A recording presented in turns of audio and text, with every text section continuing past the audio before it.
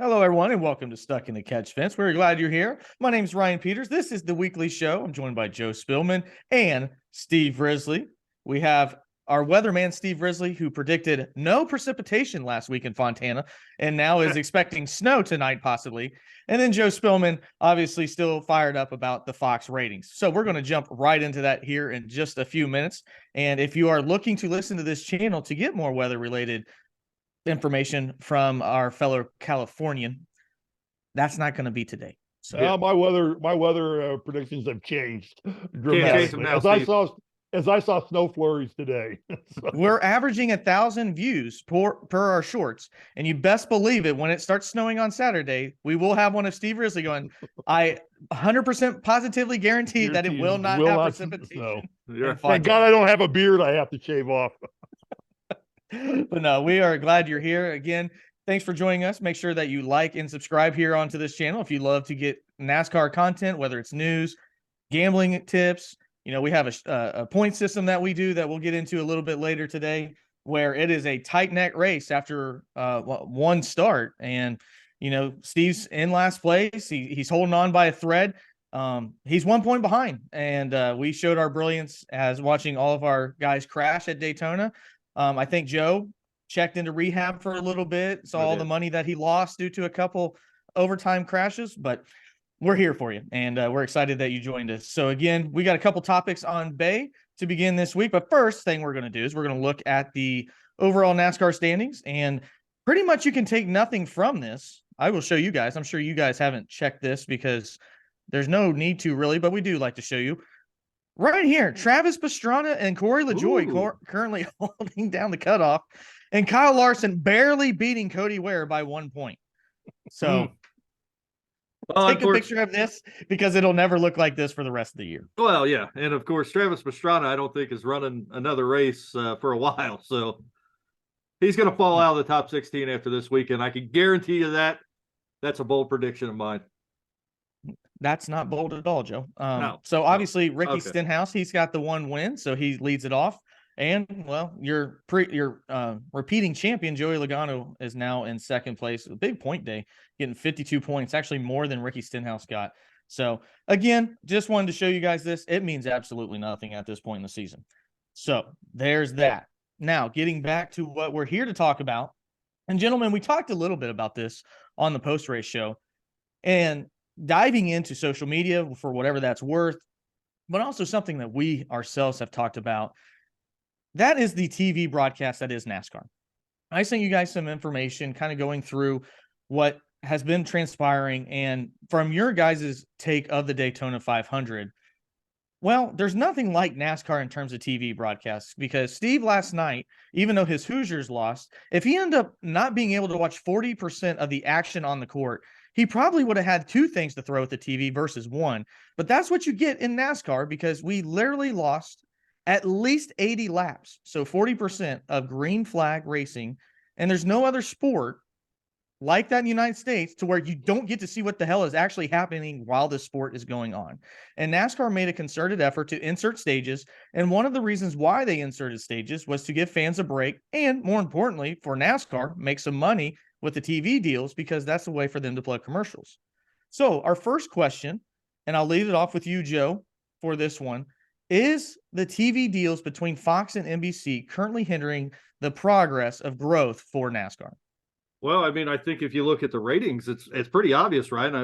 I don't remember the exact number, but the TV ratings were down from last year going into not this a bunch. year. It was 8.8 million for the View, which it was like, I think 6% down. Yeah. So, you know, when you look at attendance in the track at Daytona and other races, attendance is going up for live in person, you know, go to the track and watch a race, but viewership on TV is going down. And, you know, I've said this, and I don't know if I've talked to you guys about it, but I've had conversations where I said, you know, one, there's a multitude of things going on with at least the Fox broadcast, and you see it on NBC as well.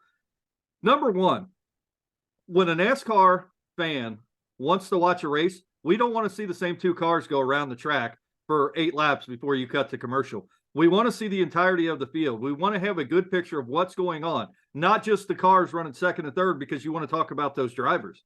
Number two, you have to stop going to commercial during green flag laps. I think that there is enough, and I know a lot of people, but it's kind of what you want to give up. I know a lot of people like to watch the pit stops, but there are enough caution laps in an average race to get your advertisements and your commercials out.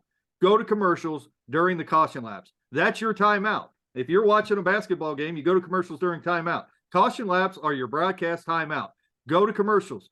I would rather not see 6 caution laps and the commentators talking about anything that they could come up with while the cars are going 55 miles an hour. I'd rather see green flag laps. So I think their approach to broadcasting, and there's a whole lot of things we could talk about, and I could sit here literally for the next 2 hours and talk about things I'd like to see. But at the end of and I'm not going to do that. At the end of the day, I think that the broadcast approach that Fox has is hindering viewership within NASCAR. Ryan? Well, Steve, I will leave it now to you. I think the only thing that Steve's actually been able to watch where he's not been able to see the full thing, and that's every time that IU plays at 9 o'clock, because ESPN does a great job of running late to where we only get to see about half of the first half.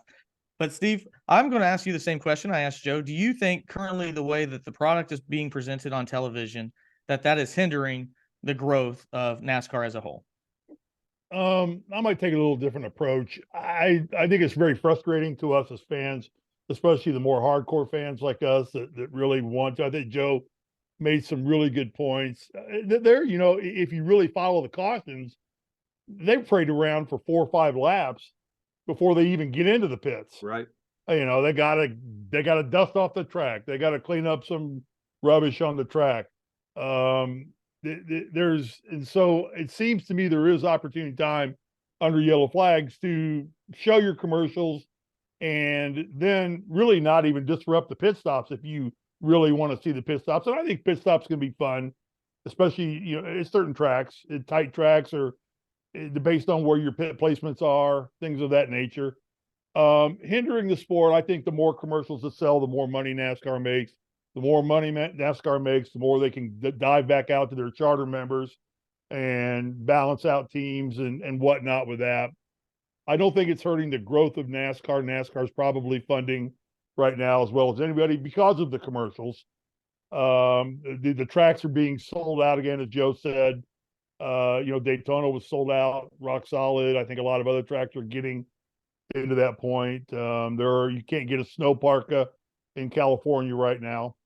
They're all sold out. I bought a snow shovel this morning. So, but I don't know that it's really hurting. I think it's frustrating to us who are fans and who are, want to see the green flag. It is very frustrating.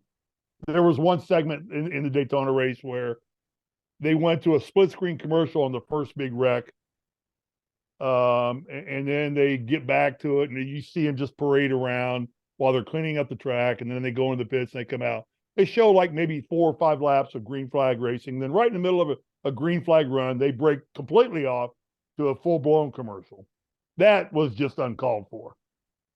Absolutely uncalled for. It seems to me, well, I think a lot of people probably don't watch, but right now at Daytona, there was 3 hours of pre-race.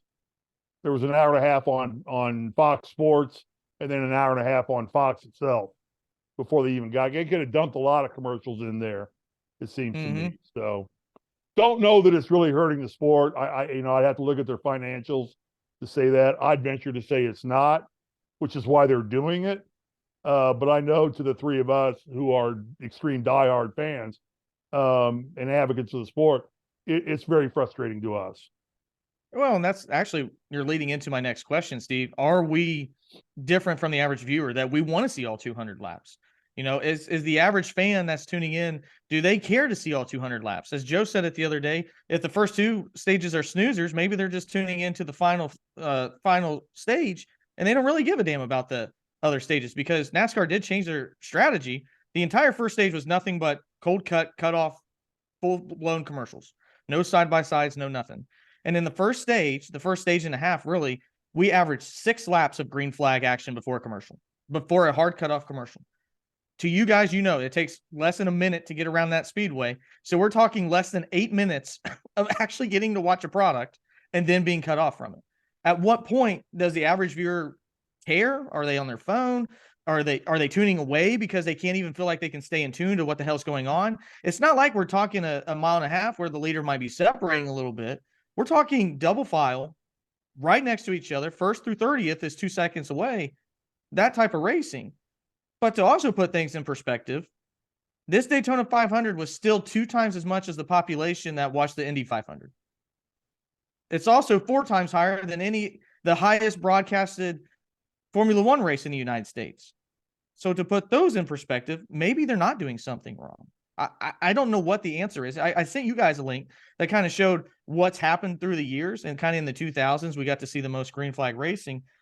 But I'll kind of lead it to you, Steve. If you wanted to watch, and if there was an option to watch nothing but green flag racing, but it required a subscription, would you be willing to shell out some money to have those services?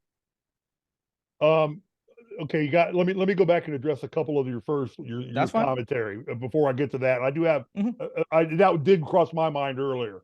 Would I pay for a subscription? And I formulated my thoughts on that, so I'll get to that. One is in regard to stage racing. I would venture to say 50% of the people that watch a race don't understand stage racing anyway, and just see it as a commercial to go get more chicken wings or another fresh cold beer or take a piss. Is what I think. They don't understand the point scheme in stage racing. They don't understand the value of stage racing. They don't get it. And to be fair to a NASCAR fan like myself, to try to figure out where stages come into the total points and everything, it is confusing. So it can be, even for us who really understand it. Like, oh my God, there's a stage. I taught myself before in races, like, oh God, they got a stage coming up in 3 laps. I didn't even realize that. Oh, here we go. Okay, now we got to get ready and get antsy to watch pit stops, see who comes in, who goes out, who loses, who gains, yada, yada, yada. Second part is the announcers and the promotion of the race, like especially like a track like Daytona, Talladega, Atlanta, the super speedways, or really any other track. The announcers will tend to, like in Daytona, it's easy. Oh, wait for the big one. This thing's going to get hairy in the last 20 laps. So what's that telling me? Right. Okay, well, I don't need to watch this for the first 180 laps.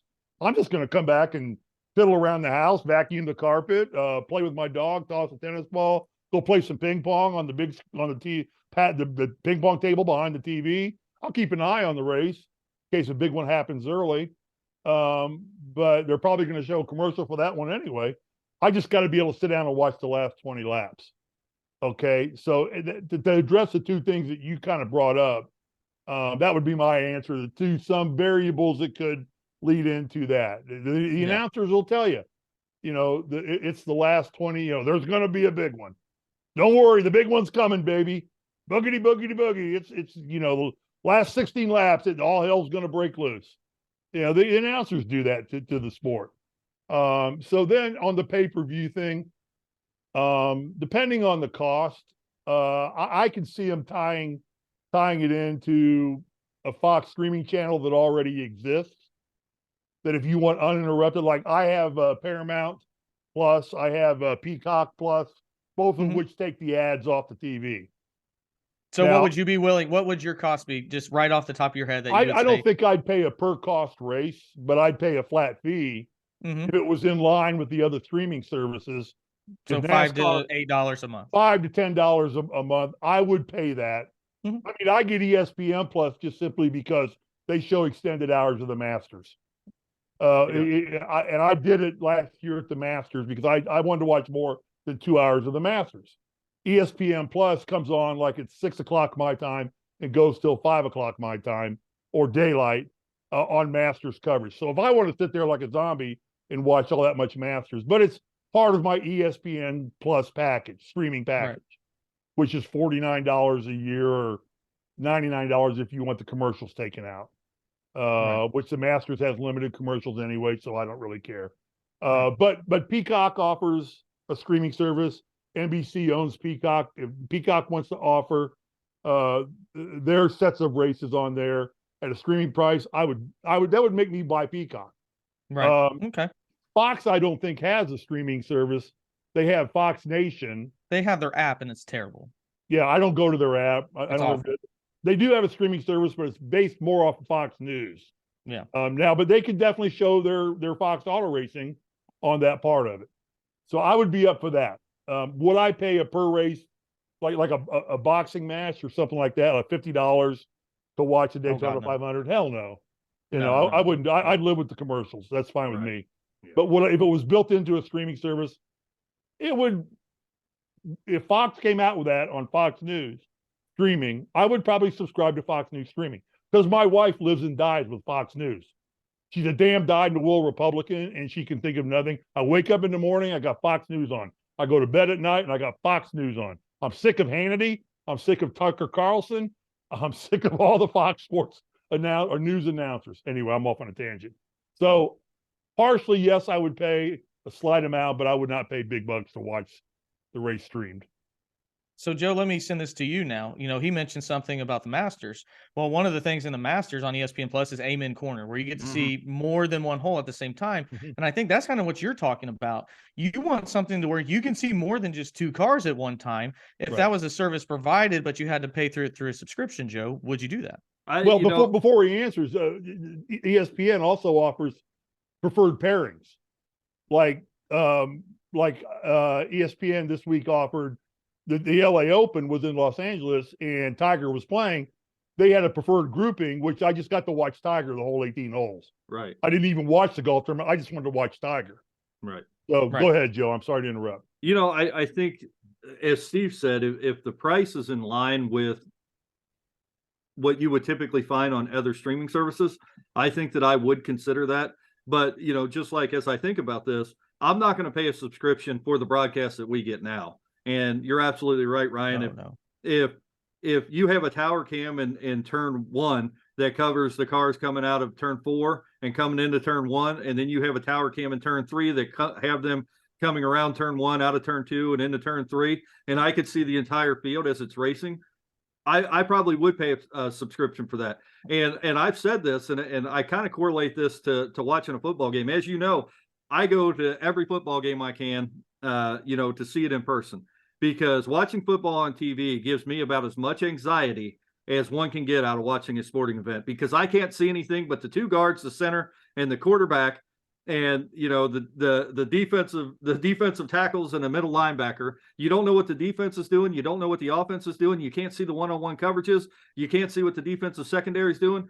And if you are a knowledgeable person in that sport, it gives you anxiety because you don't know what you should be looking at and what you should be seeing. And then, you'll watch a quarterback drop back, chuck a ball in the air, and you don't know what he's throwing at because you didn't see the pre-snap coverage. I correlate that to NASCAR a little bit. When I'm watching two cars go around the track because they're talking about one driver, that the helmet cam's cool, the driver view's cool, except that big blurry spots that they're having. They cut to that every now and again. But I don't want to sit with the same driver for 8 laps and see the car in front of him for 8 laps as he's driving around the track. I want to see the race. I tuned in to see a race. I want to see a race.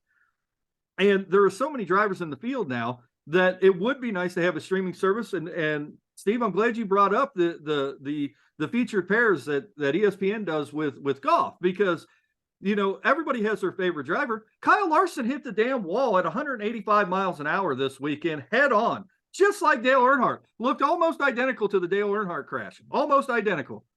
And we didn't find out for 17 laps if he was okay or not. Nobody said anything. They went back to racing.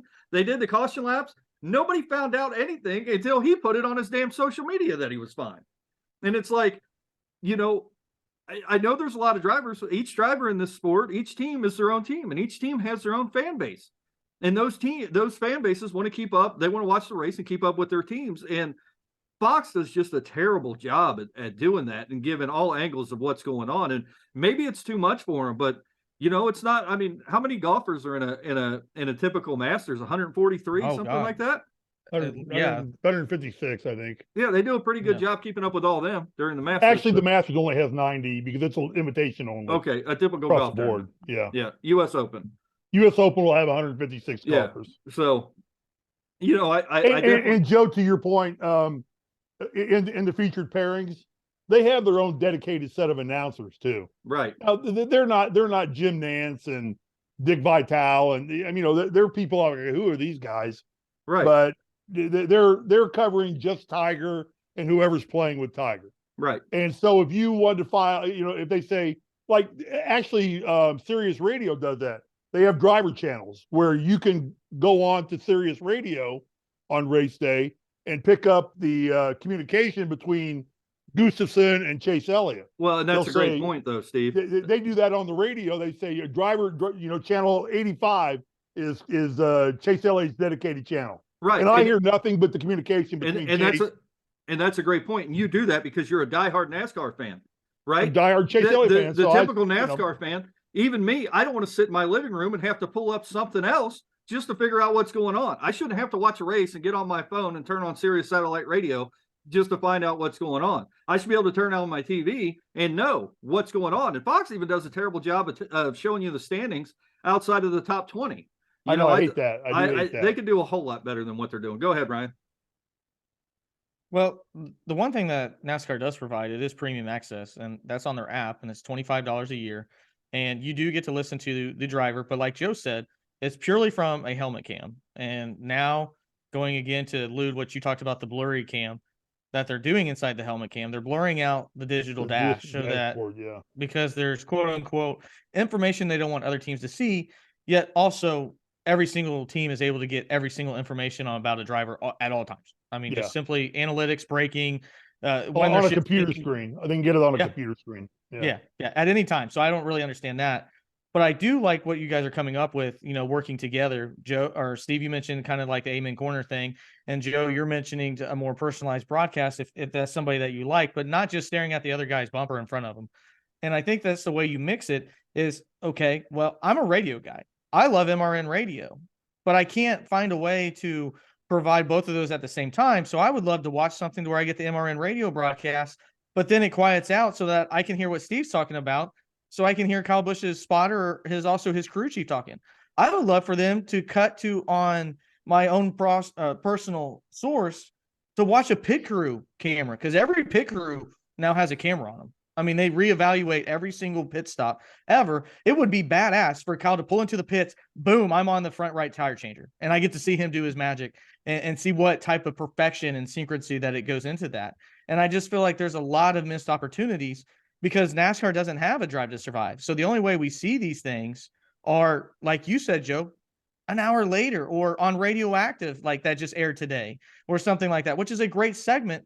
And, for somebody that I always rent a radio whenever I go to the races because I do feel like I'm a part of it. And I just feel like NASCAR with its television coverage is missing what we love about it, but maybe we're just diehards. Maybe we're not the average person. I'm not the same person that's going to complain about a 3-hour baseball game because I love baseball. But evidently, Clown Manfred wants to make it a 2-hour game. Maybe I'm just old. I don't know. Maybe we're just diehards and there's not the normal fan out there. I don't know what the answer is, but from everybody watching it, I don't think the product that we have right now is the right answer. I feel like we're getting shorted on that. I think that the discussion we've had here lends itself to the ideas we've thrown out, lends itself to the fact that there is incredible room for improvement for Fox and NBC to improve it. And there are variables that are being utilized by other sports networks and channels that NASCAR is archaically staying away from. I didn't even think of the helmet cams on the pit crews. If you wanted a channel dedicated, like a featured pairing, and you say you wanted to do the Hendricks cars this week, we're going to do that. Well, then when you're just showing the Hendricks cars going around, you have the cut-ins to go and show what the pit crew did after a pit crew stop and mix it up a little bit so you're just not watching that car go around and say, well, let's see how the pit crew performed. They came out in 12.7. What did they do? Let's see their pit stop. Let's watch it. Right. Like Joe said, they got a box, a camera over that covers the whole pit stop. Then most of the crew members are wearing helmet cams now as well. Sure. So you see the lug, you see how the lug operates. And so when a wheel falls off, you can go back to that and say, well, there's exactly why Chase Elliott's wheel fell off. He had the thing angled wrong. And then, they're archaically behind the 8 ball in terms of what they could be doing and the product they're offering for this day and age of what other streaming sports are doing. Golf's there, NFL's getting there, tennis is getting there, but electronically, NASCAR is staying way behind the line. And I'll close this segment out with Oh, this. and one other thing I wanted to address. I'm sorry. I apologize. I think Joe or Ryan, you said something about the ratings were double of NASCAR that they were for Indy or for F1. The Indy 500. Yes. Okay, remember the Indy 500 is shown a Memorial Day Sunday. All right, that's a little different than a February when half the country is locked inside the cold weather anyway. So there's going to be a bigger grab on audience there. Secondly, for what we see on F1 races, they're mostly shown at 4 to 6 o'clock in the morning. If you want to watch the live race, NASCAR, yeah, but not Coda and things like that. But yeah, there's 3 races now that are in the United States, but this will be the first year we've had 3 races in the United States. Other than that, it's generally been 1. And NASCAR gets a prime spot on a very cold Sunday to half the country generally. They should have double the ratings, I think, as the other 2 forms of auto racing. Just a little defense for the Indy 500 and F1. I'm done. Okay. I'm just providing the stat. The stat, like you said, you can break down the stat, but the stat is the stat. So I could care less. I went to the Indy 500 last year and I watch all of Formula One. But the biggest thing to me, the Formula One does, and I'm really upset they went away from it, because to me, the greatest thing that's ever happened watching Formula One is the fact that the officials or the stewards in the conversation between Toto Wolff, whenever Mercedes put out an argument for that last caution lap to let the lap drivers go by, and to listen to Toto Wolff talk to the stewards and those in charge. And we never get that in NASCAR. We have officials in NASCAR that talk to these teams, and you never get to hear that. And to me, that was like one of the greatest behind the scenes that you get in Formula One that NASCAR has never taken advantage of. Right. Now, you can do it if you go to the track. You can listen to the officials, and it's a science. I mean, they're like, hey, these guys are on the backstretch right now. Truck number 3, truck number 4, there's debris at the top of the track. Make sure you take that exit on, before you get into turn 3. We got 2 fast entering pit road, number 20 in section 38. All these are hypotheticals, but we never get to hear that part broken down like we used to in Formula One. That's another missed avenue. Yeah, check me if I'm wrong, but I believe F1 does not show commercials during the race. No, you're right. Zero. Right. They do not. They have Mothers as their sponsor. And I know they talk about it prior to the race, and at the end of the race, the girl that comes on, Briscoe, whatever her name is, says, "Thank you. Today's presentation was sponsored by Mothers Automotive Care Products." Other than that, F1 does not break away from a race whatsoever. Well, this is a good topic, and I know you're trying to round it out, Ryan. Yeah, but we're beating a dead horse. Where we're at in society, why is TikTok so popular right now? Why is YouTube Shorts so popular? Why are Facebook Reels so popular? Because the society that we live in the demographic that's 18 to 24 years old, 18 to 30 years old right now, have grown up their entire lives with technology and instant gratification. They want everything that they're going to pay attention to at their fingertips. And the minute you deviate from what that demographic is watching, and I'm not saying this is bad, I'm just saying this is the evolution of the human mind as we progress into the technological age. If you deviate from what that age group, that demographic is watching, they're going to find something else to watch, because you're no longer captivating their mind. And if you don't captivate the mind, you're going to lose viewership. And that's the entire problem that we're seeing with NASCAR. Is NASCAR still runs their broadcast like it's 1992. We see the other major sports networks like ESPN, when they cover golf, when you see basketball, when you see football, it's hard to get viewers away from football, I know, and I'll stop on this tangent, but I think at the end of the day, you just have to do a better job of keeping the younger demographics' attention span, and even the older demographic, because I'm the same way. When you lose me, I'm done. I switch the channel. So, I think that is where Fox needs to go with it. Well, going from switching channels to now switching topics, we're going to talk about one last thing. Did anybody notice when they announced the ownership of the NASCAR and they announced the France family, Brian France was not mentioned or in the picture? I did not notice that. They did. They had the entire France. What's the girl's name? Kennedy, Bill or something. France Kennedy. Yeah. And they had the family, what was left of the France family. But Brian France was not standing with them, and he was not mentioned. Interesting.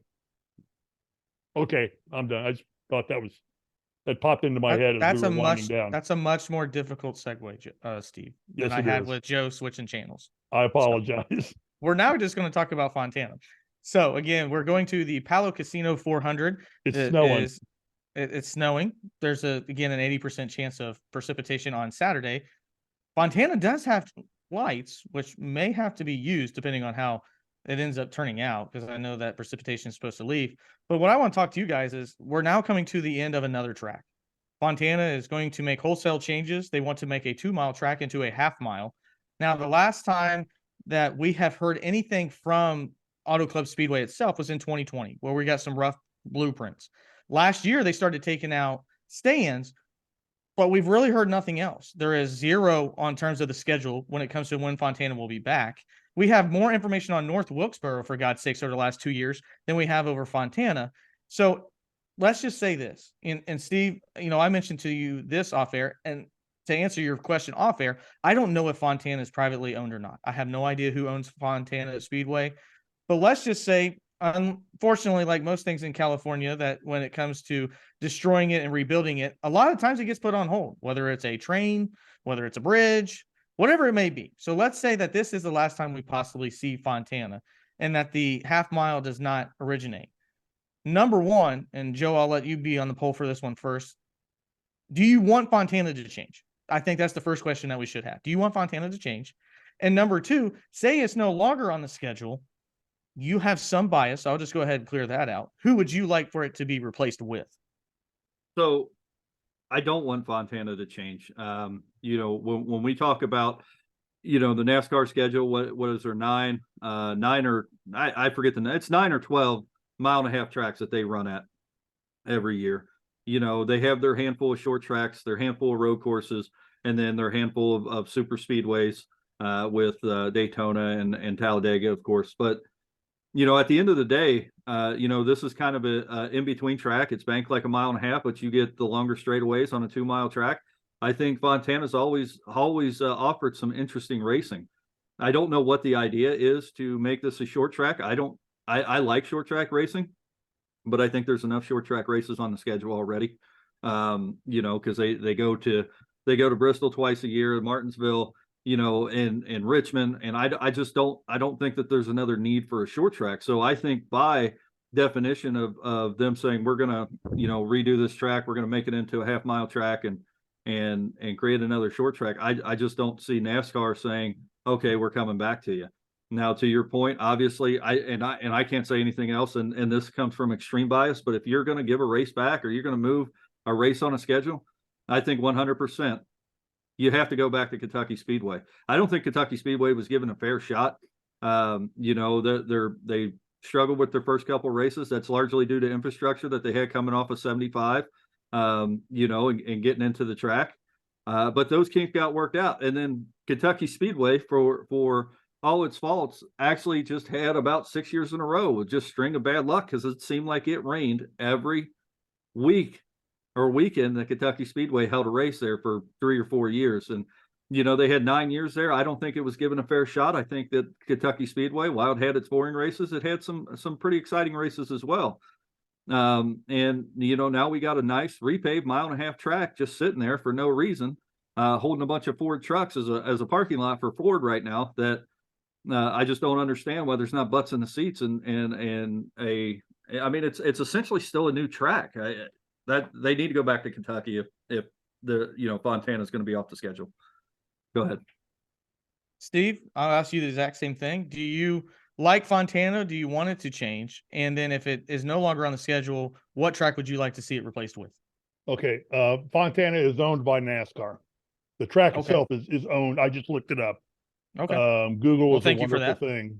So NASCAR itself owns that track.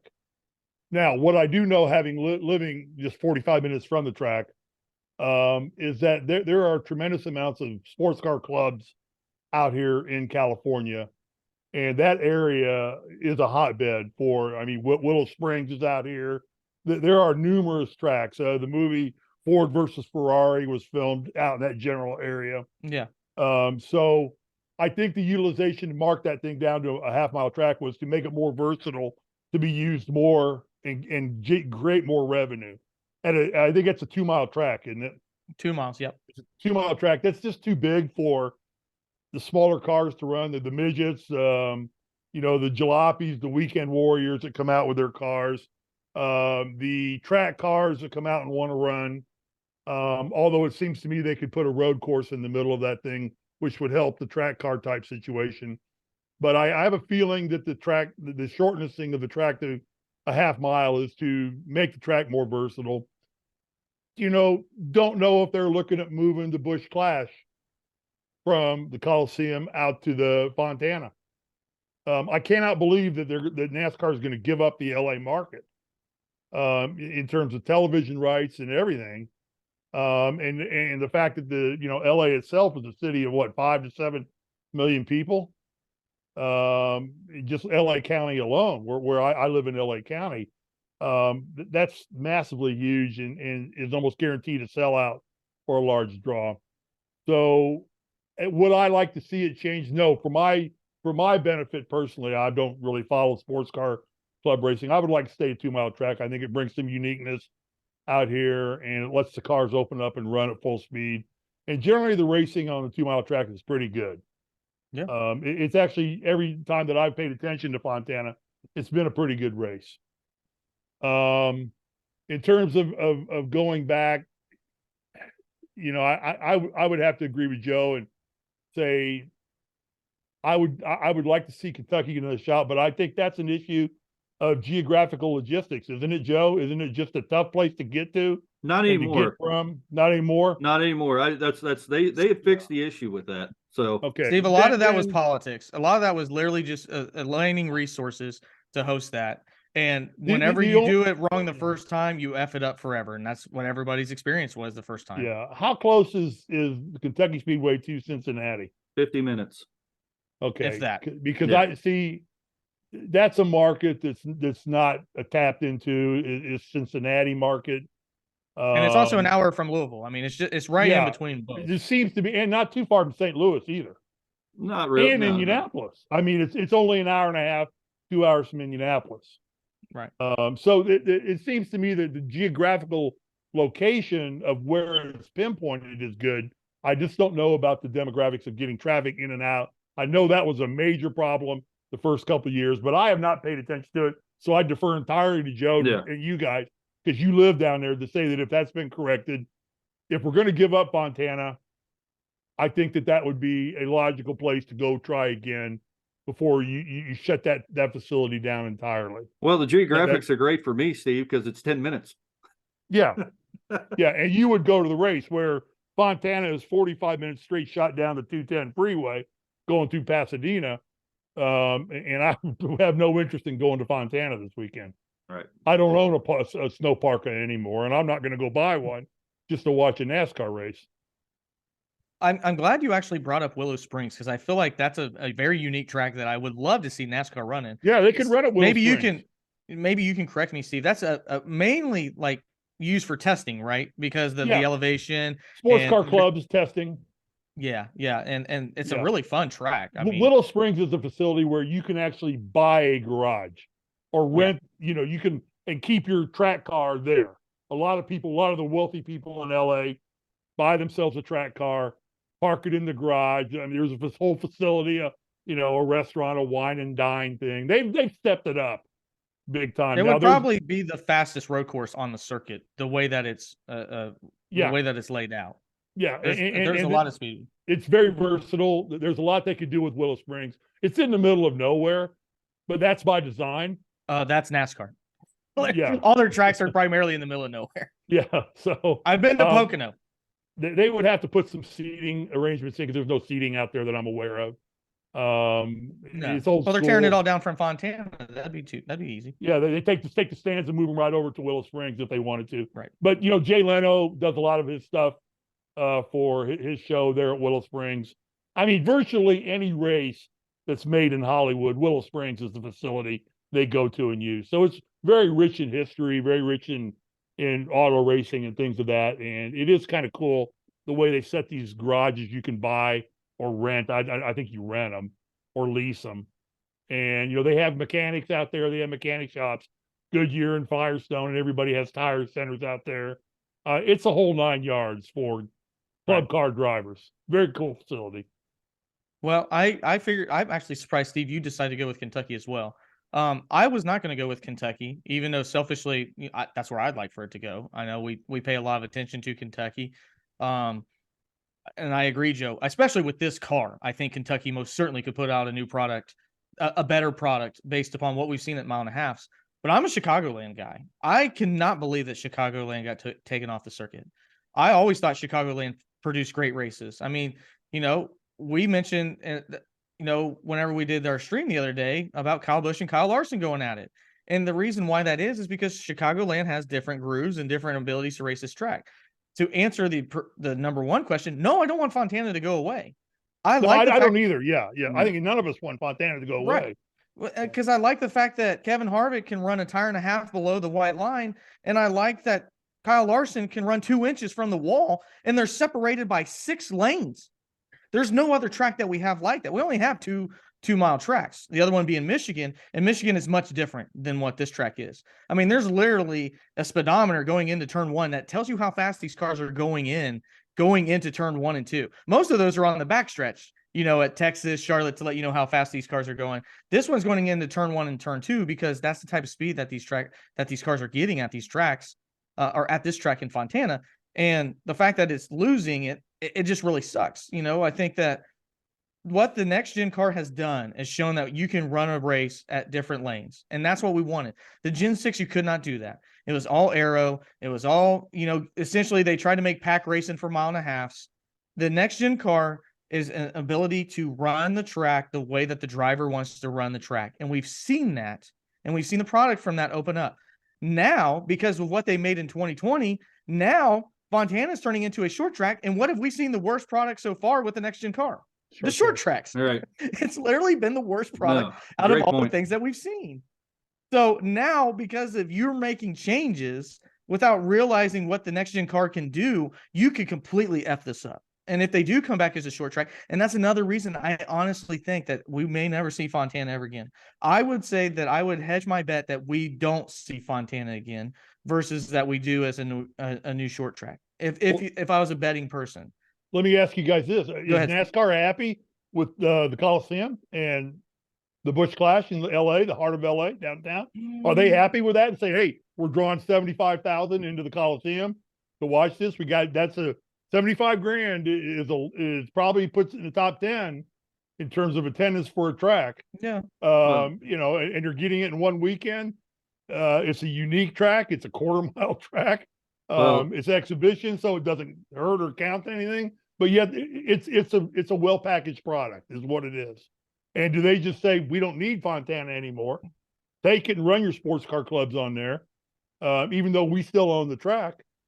But like you said earlier, to open it up, everything's come to a halt on this tearing up Fontana. I mean, I've heard nothing about it, and I live in LA. It's not like they're planning on. I've not heard.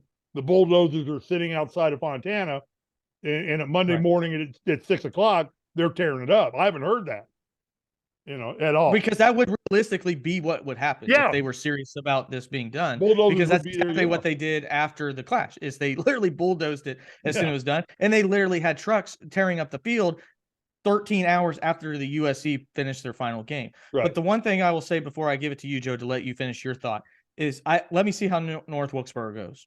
If North Wilkesboro is an amazing success for another exhibition and puts out a great quality product, I think NASCAR should do its due diligence to go back to its roots versus going back to what I think can be done at any single stadium, and that's put in a 1/4 mile track. So let me see how North Wilkesboro goes. And if that is a screaming success, which it's not cheap, it's $300 to go to North Wilkesboro for an exhibition race, which is asinine compared to anywhere else for something that means absolutely nothing. Let me see how that goes. If that is a success, Steve, then I think you go and say, Nashville Fairgrounds, we got to get this done now. I think that's what they're holding on. I think literally Nashville and the Bristol board are waiting on to see, well, is North Wilkesboro going to be a success? Because if it is, Nashville Fairgrounds will get done immediately. Yeah. And I think that's the type of thing that we need to see moving forward, that we get closer to its grassroots before packing in an exhibition race where I literally don't think we could run 40 cars on a 1/4 mile. Yeah. That being said, Joe, I'll let you finish out your thought. No, just on the point of Steve, if NASCAR is happy with the Coliseum, I was just going to say that, you really can't put much stock into what NASCAR is saying about any given track, because we've learned here lately that they're just totally detached from their fan base and what the fans want anyway. So, Wisconsin is a full blown proof of that. Right. Because they literally sold that son of a buck out for 2 straight years and then said, 4th of screw July you weekend. Yeah. Chicago. And I'll say this. I'll say this. If Nashville Fairgrounds is brought back before Kentucky Speedway gets a race back, I might just lose my mind and start watching IndyCar full time. I don't know.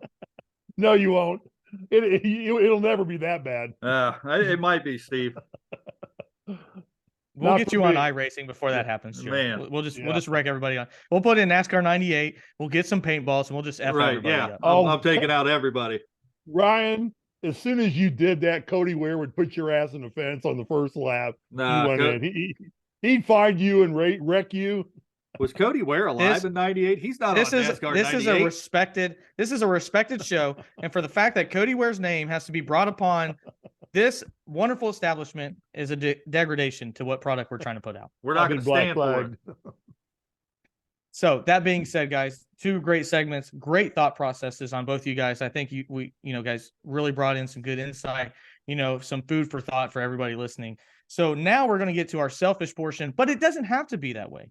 You can join us when it comes to making your picks and being part of this process. Again, comment below what 5 drivers you want to do. The way we do it is the winner gets 5 points, a top 5 driver gets 2, and a top 10 gets 1.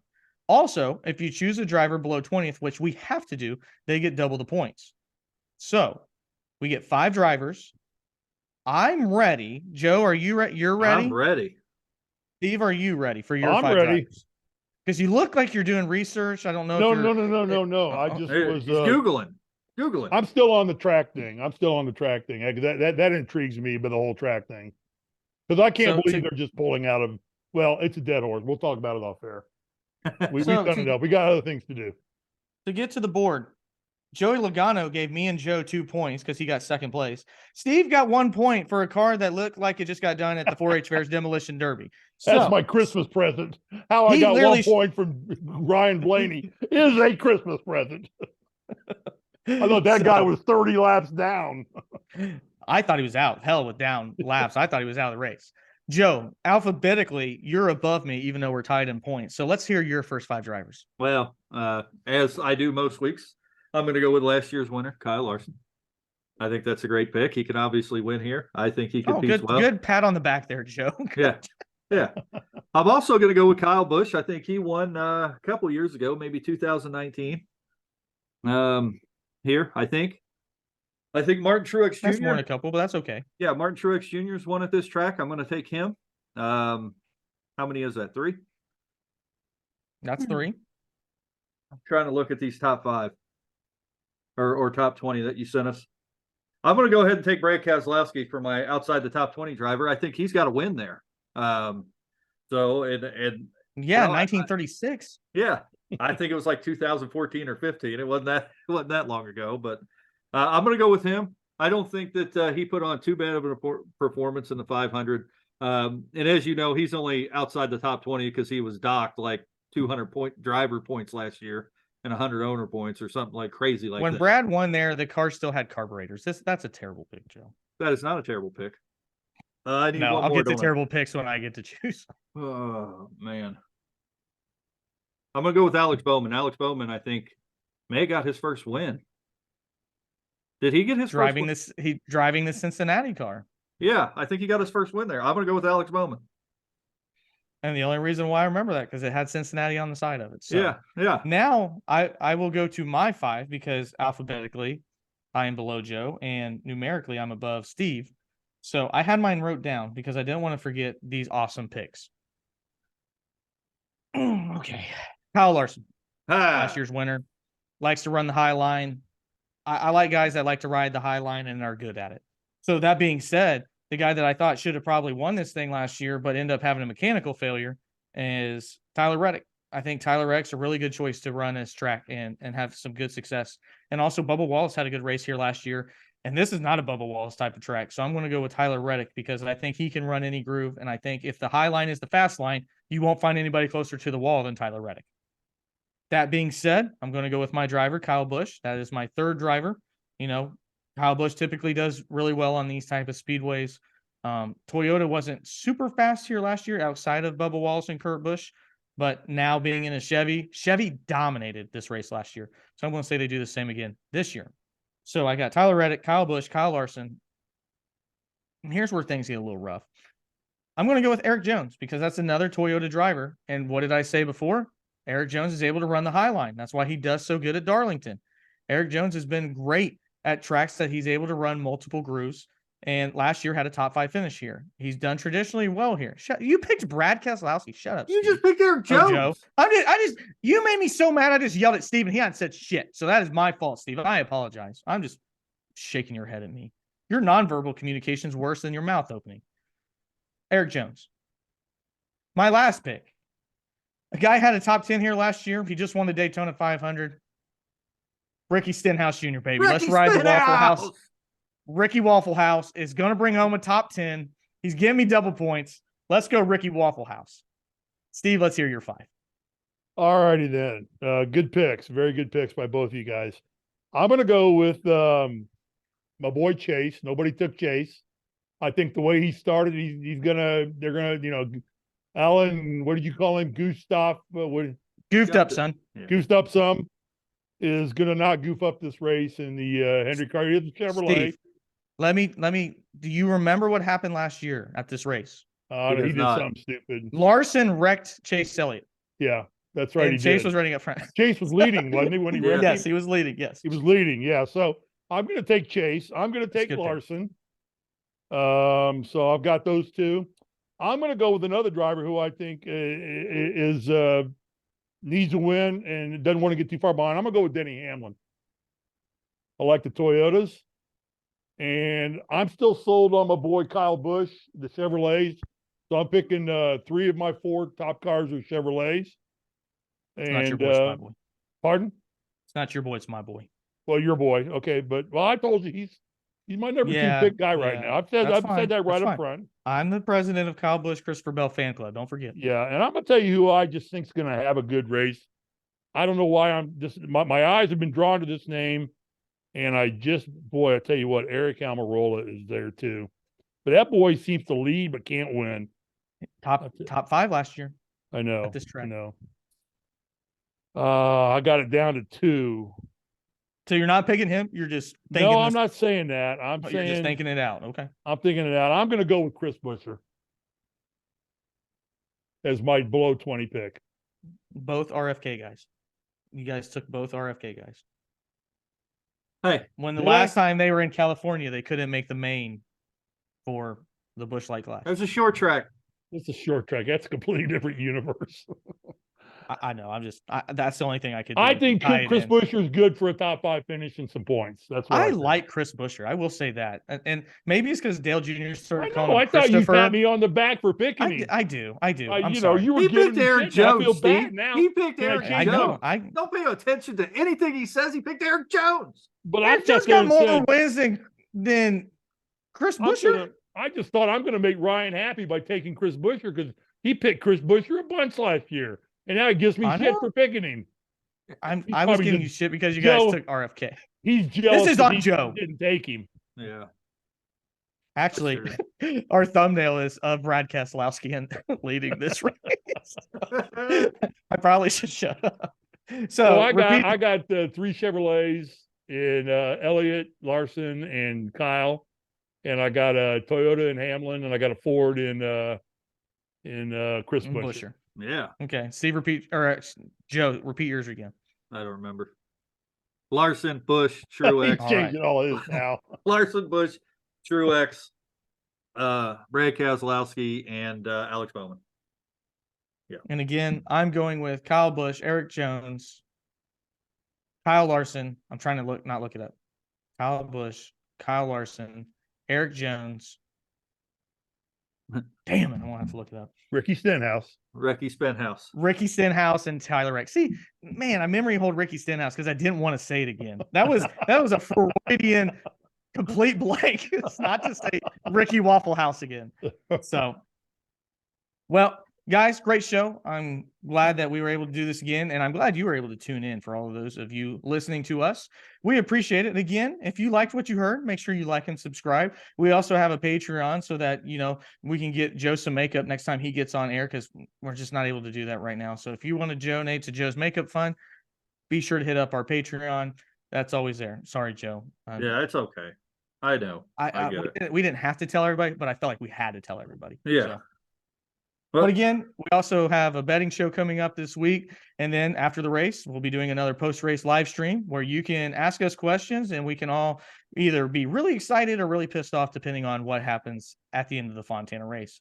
And we'll get possibly more Steve weather predictions for Las Vegas, where it's supposed to never rain there either. Yeah. My weather days are over. Joe, did you have something before you close? No. Great show, guys. Steve? Nope. Good show. All right. Well, this show, like all good things, must come to an end, including Kentucky Speedway. Thanks for tuning in. We'll see you next time.